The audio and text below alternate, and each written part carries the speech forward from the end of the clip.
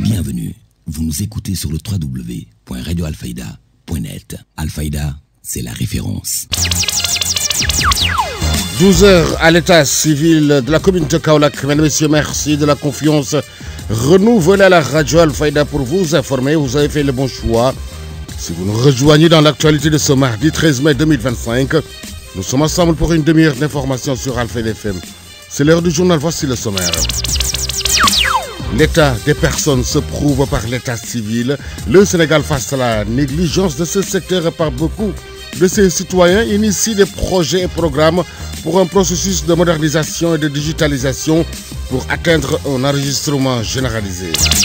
Plaidoyer des pharmaciens autour des médicaments de la rue. Le collectif interpelle les autorités sanitaires et publiques sur la prolifération inquiétante des médicaments vendus dans la rue, renforcement des contrôles et l'application stricte des lois.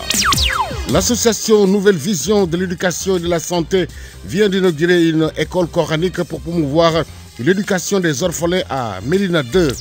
Sur l'international RDC, plus de 100 personnes ont trouvé la mort à la suite d'inondations survenues dans un village situé près des rives du lac Tanganyanga dans l'est du pays. Et puis sport, CAN U20, à l'issue des quarts de finale, 4 sélections ont composté le ticket pour le mondial U20. Il s'agit du Maroc, de l'Égypte, de l'Afrique du Sud et du Nigeria. La revue du quotidien mettra un terme à ces 12 heures. Mesdames et messieurs, gardez votre confort d'écoute. Le développement, c'est juste après ceci. Le journal Serigne Moussa Kane. Qui vous dit bonjour, Seydi Hadj Libas Mbaye assure les opérations techniques. Le collectif des pharmaciens de Kaolack a organisé une randonnée pédestre ce week-end. Une initiative à double objectif, promouvoir l'activité physique, mais également alerter sur les dangers des médicaments de la rue.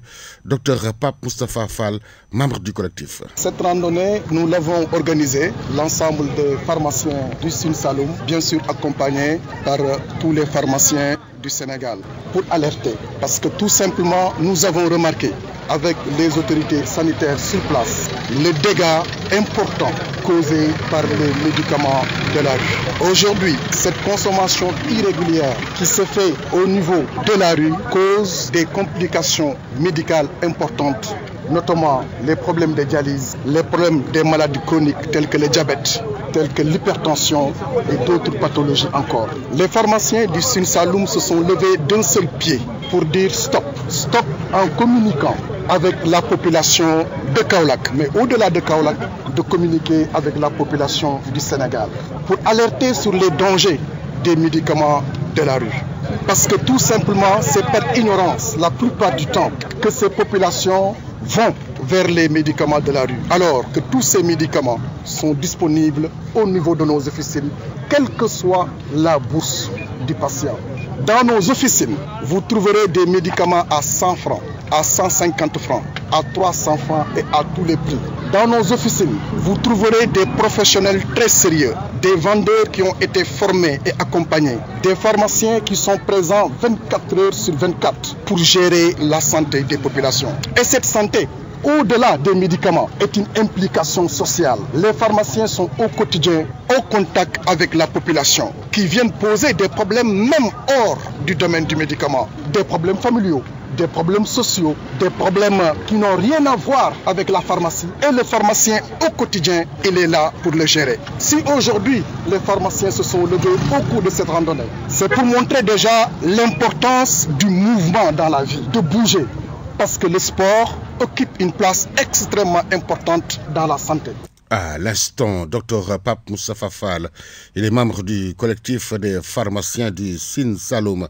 Selon le secrétaire général du syndicat des pharmaciens du Sénégal, Dr Bambandour, a beaucoup insisté sur la nécessité de sensibiliser la population, première victime de ces produits dangereux qui représentent un grave danger pour la santé publique. Nous avons la responsabilité aussi d'inciter nos confrères et consoeurs d'exercer dignement la profession pharmaceutique, de jouer pleinement notre mission de santé publique. Et quand on parle de mission de santé publique, vous me permettez d'abord de définir c'est quoi un médicament, un faux médicament, un médicament de la rue. Vous savez que le circuit d'approvisionnement du médicament est sécurisé, depuis la production jusqu'à la dispensation. Et tout médicament qui sort du circuit légal est considéré comme un faux médicament. Je ne vais pas parler des médicaments de la contrefaçon. La contrefaçon en est une autre. C'est un médicament qui est fabriqué, qui ne respecte pas les bonnes pratiques de fabrication, dont on ne peut pas s'assurer de sa composition, de son innocuité, ni de son efficacité thérapeutique. Et fort de tout ça, nous pharmaciens, il est important que dans notre communication et au sein de la population, que cette mission de santé publique soit orientée vers la population d'abord, parce que ce sont les premiers préjudiciables. Si je vous dis tout ce qui est recrudescence des maladies des insuffisants rénaux, dont les médicaments sont directement impliqués, vous voyez tous les jours des patients qui prennent leurs médicaments et malheureusement qui, pour des hypertendus, nous font des accidents vasculaires cérébraux. Pourquoi? Parce que c'est le médicament qu'ils ont pris, n'a pas été malheureusement dispensé dans les règles de l'art. Et fort de tout ça, le syndicat s'est engagé avec l'ensemble des pharmaciens du Sénégal pour lutter contre ces médicaments de la rue. Et là, nous alertons nos autorités. Il faudrait que l'État prenne ses responsabilités. On ne peut pas continuer à, par exemple, permettre au cœur de Kaolack, qui est une ville carrefour, que des médicaments de la rue puissent être dispensés au vu et au-dessus de tout, qui exposent, qui altèrent la santé de nos populations. Et une fois cette santé de nos populations altérée, c'est l'État qui revient encore pour investir pour qu'ils recouvrent leur santé. Je veux nommer par-ci, je pense que le ministre de la Santé devait nous accompagner, devait être notre porteur de voix pour que quand même cette vente de médicaments puisse définitivement disparaître ici au Sénégal. Donc c'est ça le message que je vais apporter, mais aussi un message destiné aux populations. Je pense que la santé est un capital. La manière dont on doit préserver notre capital, je pense que ce capital centré devrait être quand même géré par des professionnels de la santé qui sont assermentés et qui font dans la dispensation dans les règles de l'art. Merci à Cheikh Tidjane Diagne qui a recueilli tous ces éléments pour nous. C'était lors de la randonnée pédestre organisée ce week-end par le collectif des pharmaciens du Sine Saloum à Lesson. Vous venez d'entendre le secrétaire général du syndicat des pharmaciens du Sénégal, Dr Bambandour. Les agents du fonds d'entretien routier FERA réclament leur mois d'arriérés de salaire. Ces agents estiment qu'ils veulent que cette situation soit réglée une fois pour toutes. Écoutons les propos de Mamoudou Ndiaye, il est au micro d'ABD. Nous manifestons notre mécontentement envers les autorités parce que ça fait presque un an nous réclamons notre salaire. Nous lançons solennellement à son Excellence, Monsieur le Président de la République, Bassirou Diakhar Faye, pour qu'il nous donne notre argent dans le plus bref délai. Parce que ici, regardez ici, il y a des mères de famille et des pères de famille qui sont là, qui sont actuellement fatigués. Ça fait des mois qu'on est en train de courir sur notre argent. Il faut que l'État nous aide parce qu'on est fatigué. On a beaucoup fait. On a fait des manifestations. On avait passé à Dakar avec les syndicalistes des travailleurs pour manifester pour que l'État nous donne notre argent. Mais depuis lors, jusqu'à présent, on n'a rien vu.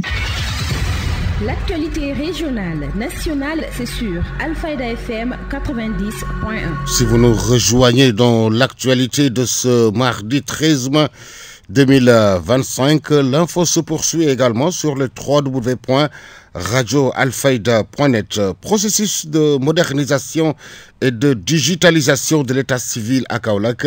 Le maire Serigne Mboup a réussi à inscrire l'objectif parmi les priorités. Ndeye Fatou Cissé. Maximum 5 minutes, vous obtenez votre acte, séance tenante. La modernisation à travers la digitalisation du service de l'état civil, une question qui intéresse le public dans un monde sans cesse au rythme de l'ère du numérique. Adjointe au maire de Kaolack chargée de l'état civil, Madame Ndeye Lobelam, de souligner la vision du maire Serigne Mboup dès ses premiers pas à l'hôtel de ville suite à son élection en 2022. Dès l'accession de M. Serigne Mboup à la tête de la municipalité, il a fait le problème de l'état civil sa priorité. D'abord, en changeant le cadre, il a transféré toute l'équipe de l'état civil dans un autre bâtiment qu'il a aménagé avec tout le confort. Ensuite, il a augmenté le logistique, ordinateurs et autres, équipé la salle de telle sorte que vraiment, quel que soit le nombre de requérants, ils parviennent à avoir une place au sein de ce lieu qui a été vraiment adapté à ce service-là. Une nette amélioration donc au service de l'état civil de la commune de Kaolack, ce qui fera dire à Madame Ndeye Lobelam que les complaintes sont presque inexistantes à cause des innovations. Avant, il n'y avait pratiquement pas beaucoup d'officiers. Déjà, il a nommé plus de 5 officiers pour que, séance tenante, qu'il y ait au moins un officier par jour pour signer les actes. Avant, dès que vous demandez l'obtention d'un acte, ça pouvait prendre prendre toute une journée, mais maintenant c'est le contraire. En 2 ou 3 minutes, maximum 5 minutes, vous obtenez votre acte, séance tenante, parce qu'en permanence, il y a un officier d'état civil qui est là pour signer tout ce qui est acte et autres. Bon, l'autre innovation majeure aussi, le service en ligne qu'il a mis en place dès son installation, le service en ligne où que vous puissiez être dans le monde, vous pouvez avoir votre acte via ce lien ou ce code QR que vous scannez et que vous faites votre commande à partir de là où vous êtes. Et si vous définissez les moyens d'obtention, c'est-à-dire si c'est par poste ou si vous envoyez quelqu'un sur place, il pourra vous le retirer. Et si vous souhaitez qu'on le scanne aussi pour vous l'envoyer, aussi c'est fait. Tout ça en moins de 1500, vous avez votre acte. Ensuite, il a programmé aussi dans certains quartiers de décentraliser l'état civil parce qu'il sait que le centre principal de Kaolack est un centre qui est très fréquenté. Il a trouvé pertinent quand même d'installer quelques bureaux dans certains quartiers. Celui de Medina Baye est déjà fonctionnel.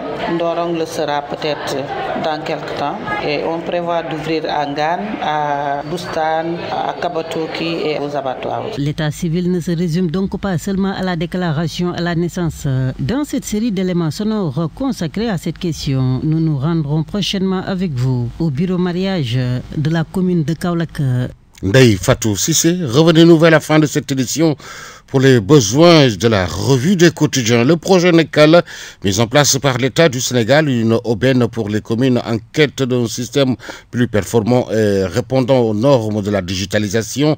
Madame Ndeye Lobelam, adjointe au maire chargé de l'État civil, au micro de Ndeye Fatou Cissé. On est en train d'innover avec l'État qui a mis en place un programme qu'on appelle le programme NECAL. On a déjà informatisé, il fallait digitaliser aussi tout le système et c'est ce qu'on est en train de faire. Maintenant, avec le programme NECAL et tous les services qui sont ancrés par exemple dans ce programme-là, moi par exemple, je suis en train de valider tous les actes en cours, c'est-à-dire de l'année en cours 2025. On est en train aussi de valider les passifs et autres. Donc, on est en train petit à petit de nous fournir toute la base de données sur laquelle on pourra se baser pour imprimer les actes. Et je pense que dans quelques temps, on n'aura pas à faire la queue au niveau des archives pour prendre son acte parce que tout a été informatisé dans les centres secondaires qui auparavant ne l'étaient pas. Mais maintenant, c'est déjà informatisé. On est en train de les mettre à jour dans la base de données. À l'instant, Ndeye Lobelam, adjointe au maire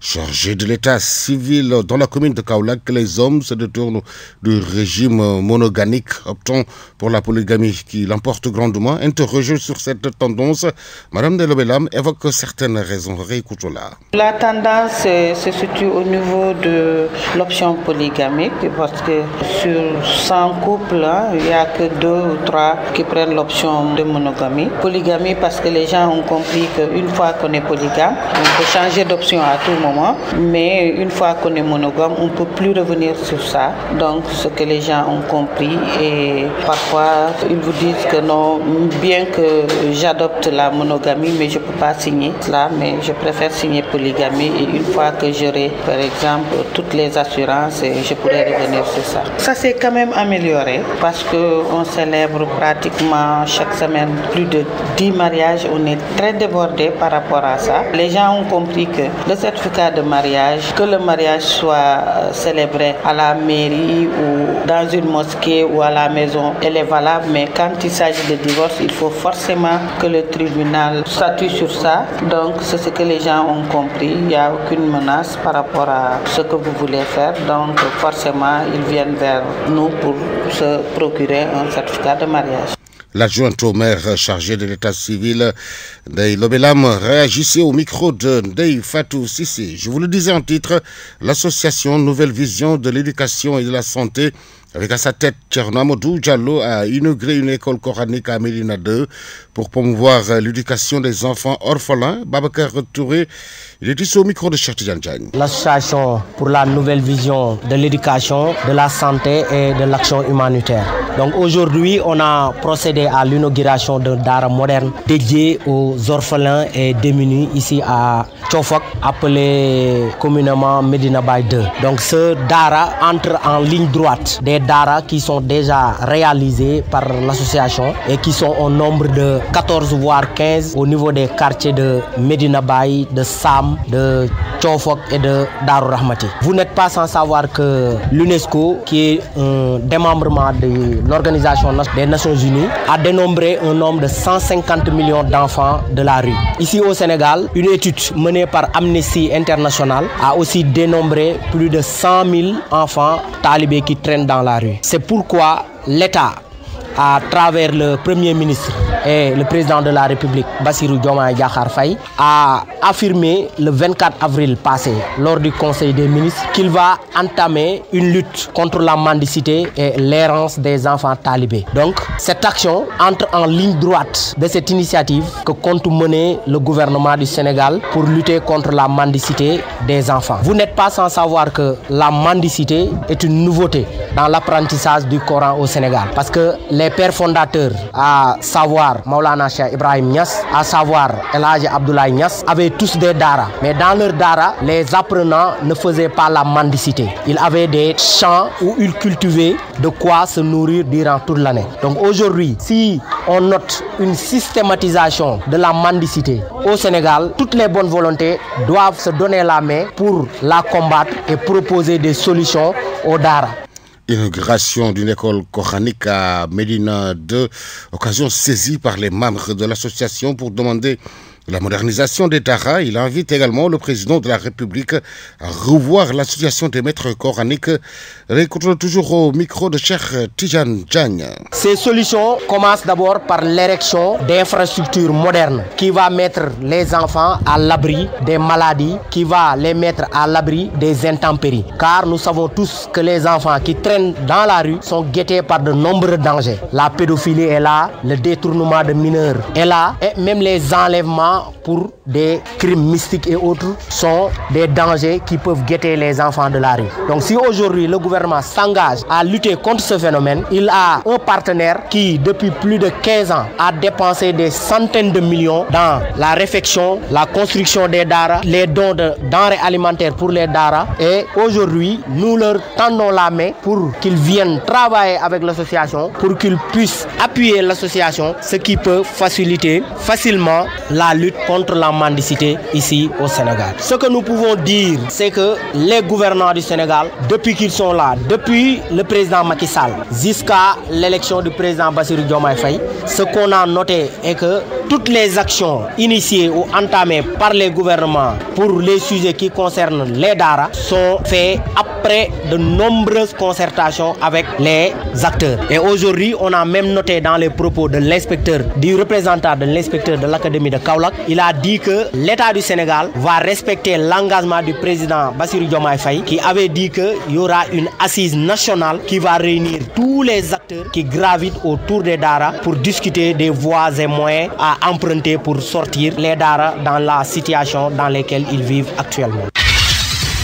L'actualité régionale, nationale, c'est sur Alfayda FM 90.1. Émettons depuis Médina Baye, Imaboul Cheikh Imam Hassan Sissé, studio Ali Moumar Alilo. Il est exactement 12h17 à la maison des hôtes de Médina Baye. Politique, nous en parlons dans ce 12h. Le parti, les serviteurs a procédé ce week-end à Kaolack. Le lancement de l'école du parti, qui est une structure qui œuvre pour le développement du parti avec des valeurs cardinales. L'école du parti Les Serviteurs a été lancée ce week-end à Kaolack en présence du président du parti Les Serviteurs, Pape Djibril Fall. Abdoulaye Sissé, le directeur de l'école du parti, revient sur l'objectif. Voilà, aujourd'hui nous nous sommes retrouvés à Kaolack pour lancer officiellement les activités de l'école du parti Les Serviteurs. Sous la présidence de l'honorable député président du parti Les Serviteurs, Pape Djibril Fall. Une activité d'une extrême importance, mais un choix également raisonnable.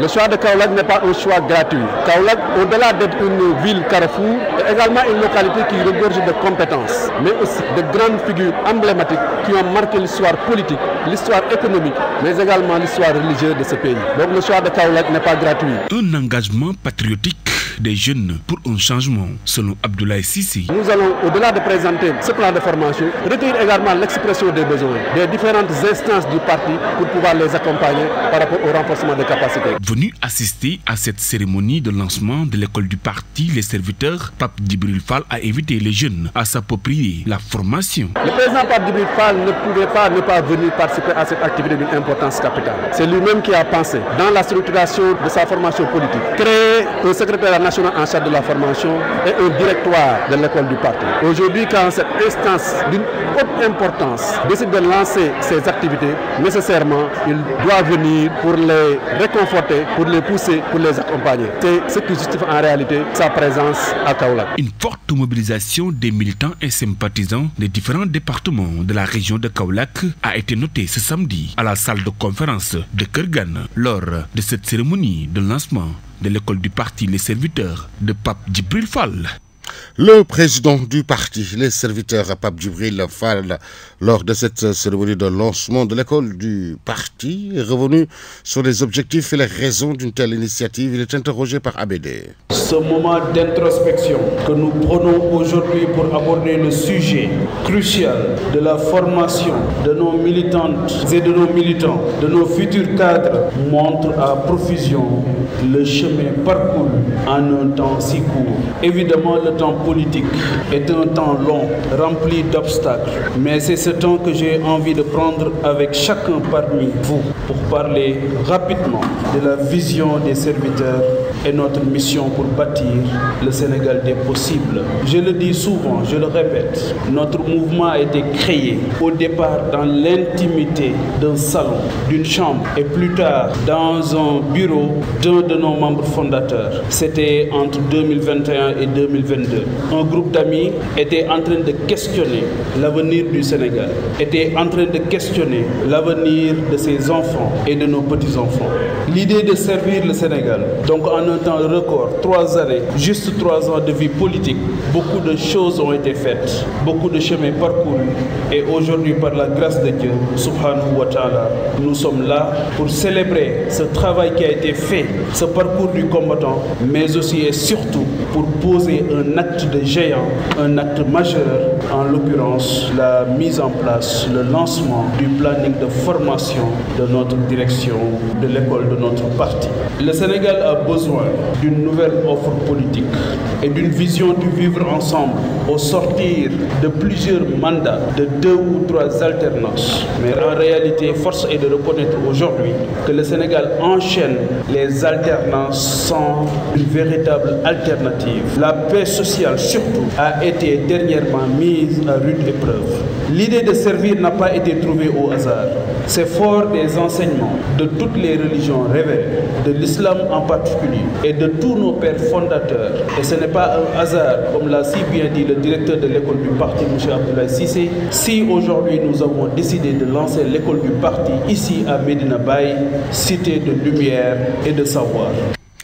C'était lors du lancement de l'école du parti, un événement qui s'est tenu à la Maison des Hôtes de Medina Baye, le lancement de l'école du parti, les serviteurs, qui est une structure qui œuvre dans le développement du parti avec des valeurs cardinales. Donc c'est fort des enseignements de ces pères fondateurs que nous sommes aujourd'hui en politique. Servir son peuple est une mission cardinale qui élève chaque citoyen, chaque militant vers le sommet. En effet, je suis intimement convaincu que l'écriture de l'histoire du Sénégal se fera nécessairement avec des jeunes bien formés, bien éduqués, capables de prendre le train en marche quand leur tour viendra. Les enjeux du développement de l'Afrique sont énormes, mais parmi ces enjeux figure en bonne place l'éducation et la formation de notre jeunesse. L'élévation de cette jeunesse vers le firmament en lui donnant un accès total à la connaissance, pour paraphraser le professeur Cheikh Anta Diop. On ne bâtit pas les nations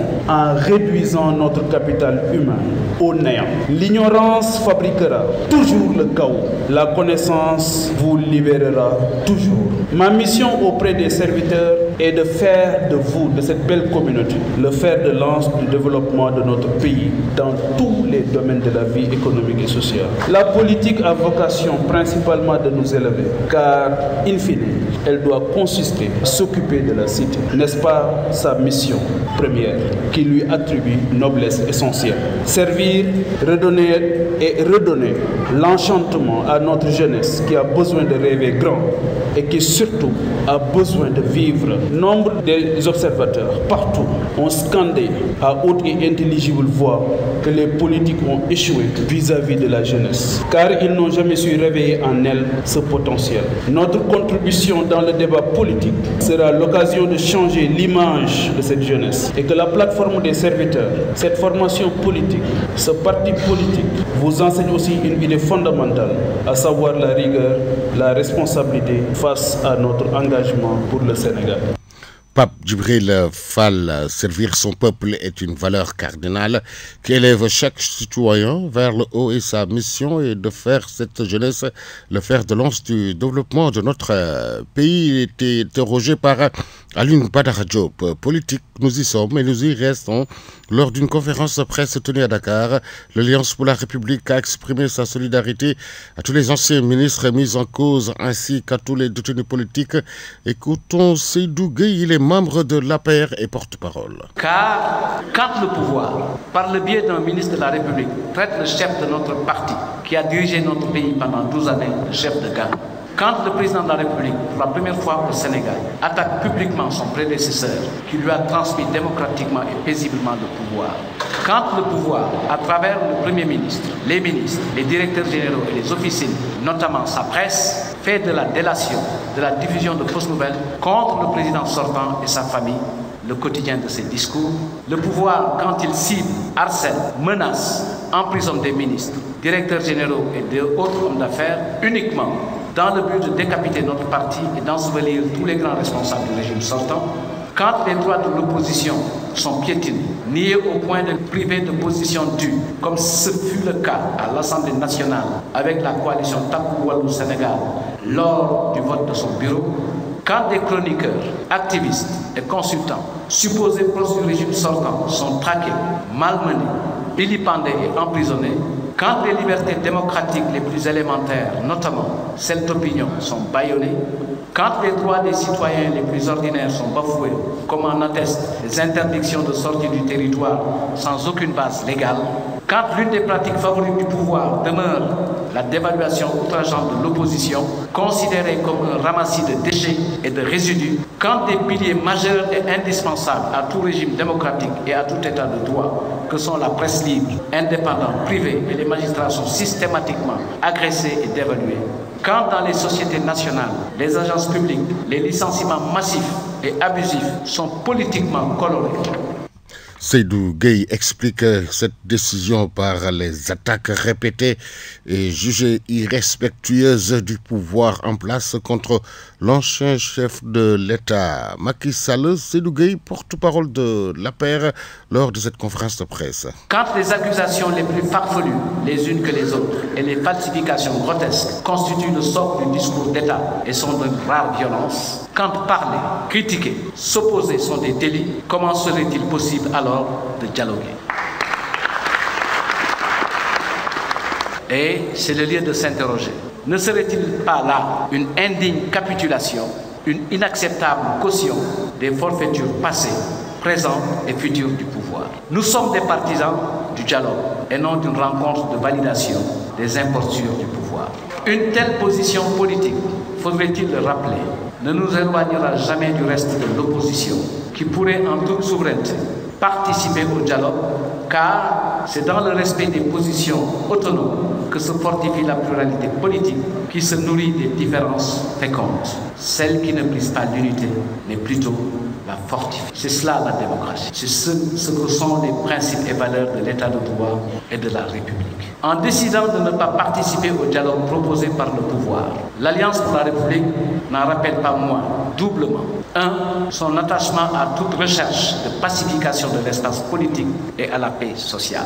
Deux, en même temps qu'elle réaffirme son positionnement dans l'opposition, elle travaille à l'avènement d'un Sénégal de paix, stable et mobilisé pour le progrès économique et social de son peuple. Actualité internationale. Sur l'international, plus de 1000 personnes ont trouvé la mort à la suite d'inondations survenues dans un village situé près des rives du lac Tanganyika dans l'est du pays. En RDC, tout d'abord, je vous le disais déjà, plus de 100 morts constatés à Kassaba et le bilan est encore provisoire dans cette localité du Sud Kivu, en territoire de Fizi. Elle fait face à de graves inondations. La montée des eaux a pris tout le monde de court dans la nuit de jeudi à vendredi dernier et les témoignages qui remontent du terrain relatent une situation préoccupante. Actualité internationale. La paix ne doit pas se faire au détriment de la justice. C'est en substance l'appel de l'ONG Human Rights Watch à l'heure où le Rwanda et la RDC tentent d'accorder leur violon et de mettre un terme à la guerre sous médiation américaine. L'ONG déplore que les victimes ne soient pas suffisamment prises en compte dans les discussions. Il est question de paix, il est question de stopper tout soutien aux groupes armés responsables des exactions.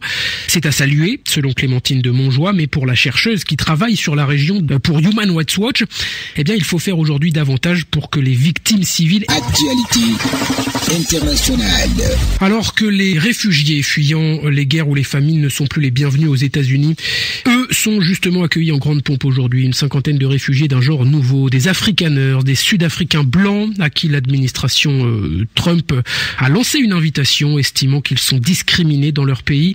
Des accusations que Pretoria a évidemment démenties, mais quoi qu'il en soit, c'est fait. Joséphine Klockner, ces premiers réfugiés ont quitté l'Afrique du Sud par avion. Actualité internationale. Au Gabon, l'ex-première dame Sylvia Bongo et son fils Nourdine Bongo ont quitté la prison pour être assignés en résidence surveillée.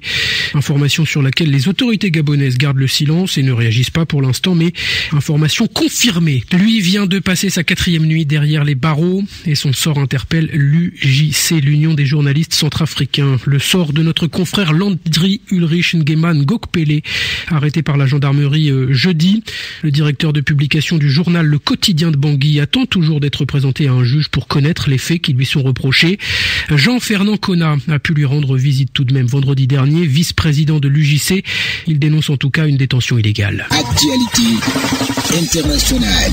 À l'heure où les craintes sont grandes face au regain de violence constaté au Soudan du Sud, eh bien la culture continue d'exister. On le voit avec la seconde édition du Podjoulou Cultural Festival. Ouverte samedi, elle se refermera ce soir dans la capitale Juba. Un festival qui accueille en moyenne 25 000 personnes par jour, selon ses organisateurs. Il met à l'honneur les Podjoulou, donc l'une des 64 ethnies du pays, issues de la région d'Équatoria centrale. Actualité internationale. Et sport.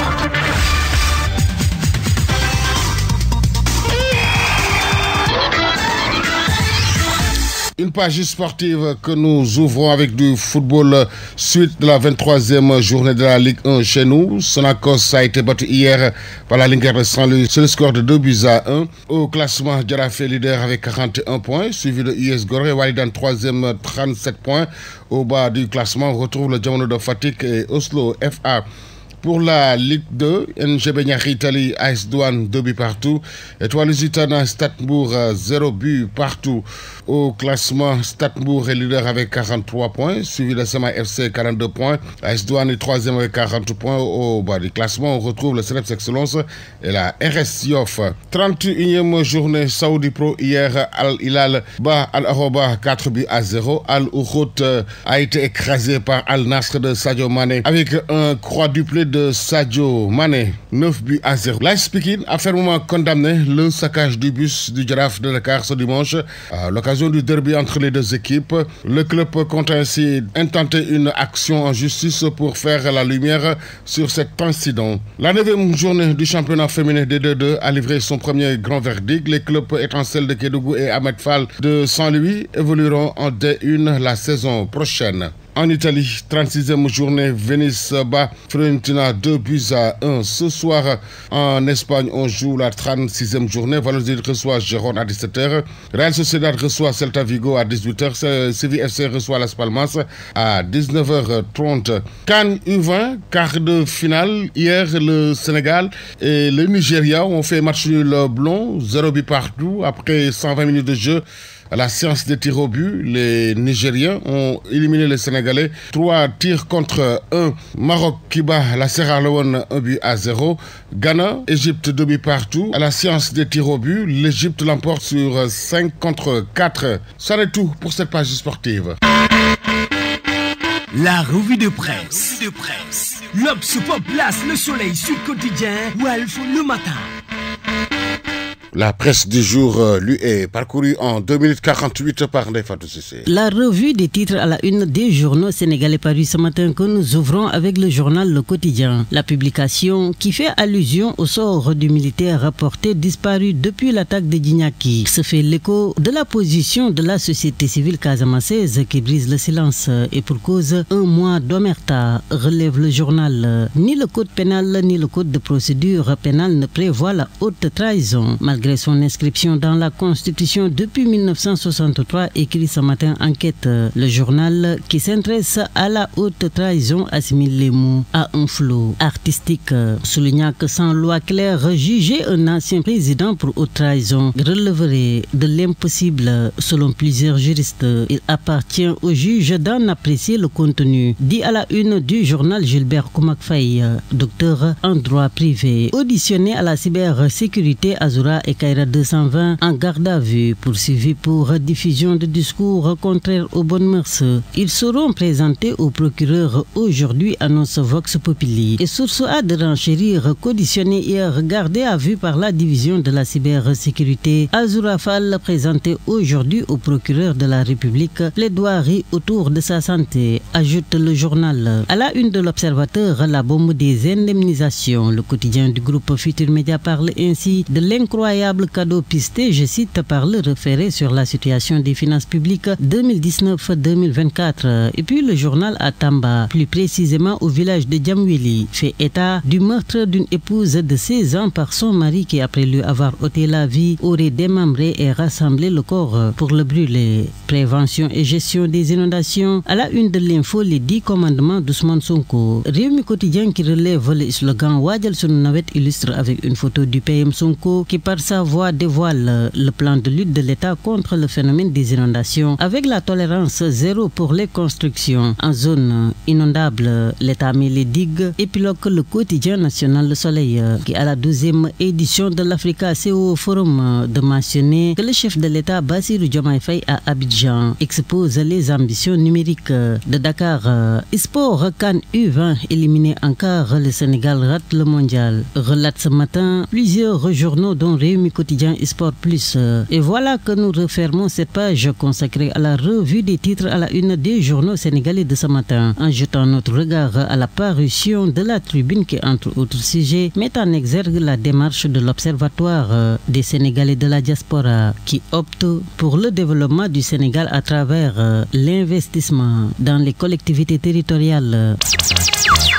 C'est la fin de cette édition. Merci à Sidi Haj Libas Bay qui en a assuré la partie technique. La rédaction en chef a été assurée par Nefatou Sissé. Était devant ce micro Serine Moussakan. L'info revient dans moins de 24 minutes. Ce sera Wolof avec Maria Maba. Tout de suite, le rappel de ce qui a fait l'essentiel de ce 12 heures.